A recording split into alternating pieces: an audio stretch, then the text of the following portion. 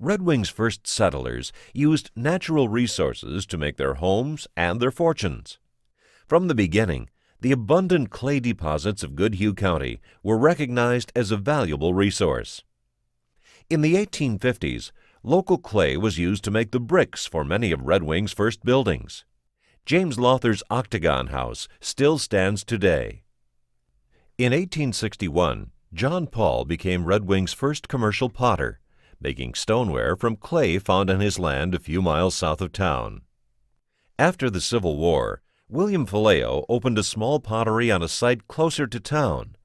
Red Wing's historic Sprague House is decorated with terracotta from Faleo's factory. Akron, Ohio dominated the nation's pottery market until a group of local businessmen built the modern Red Wing stoneware factory here in 1878. As more and more immigrants arrived, Red Wing's pottery business boomed. To help meet the demand, the Minnesota Stoneware Company opened in 1883 in a factory just down the road. Although the two companies were separate, they shared many of the same stockholders, and their products were almost identical. Kiln fires were a constant threat. Red Wing stoneware burned to the ground in 1884, but business was good, and the factory was quickly rebuilt. By 1888, the Red Wing stoneware plants were the largest in the country, employing 200 men and using 5,000 tons of clay per year. The clay came by rail from the nearby hamlet of Claybank. 75 men worked in the pits and lived in the two boarding houses nearby. Red Wing's third stoneware factory opened in 1892. The large, modern North Star plant had double the capacity of its neighbors. A year later, the economy slowed.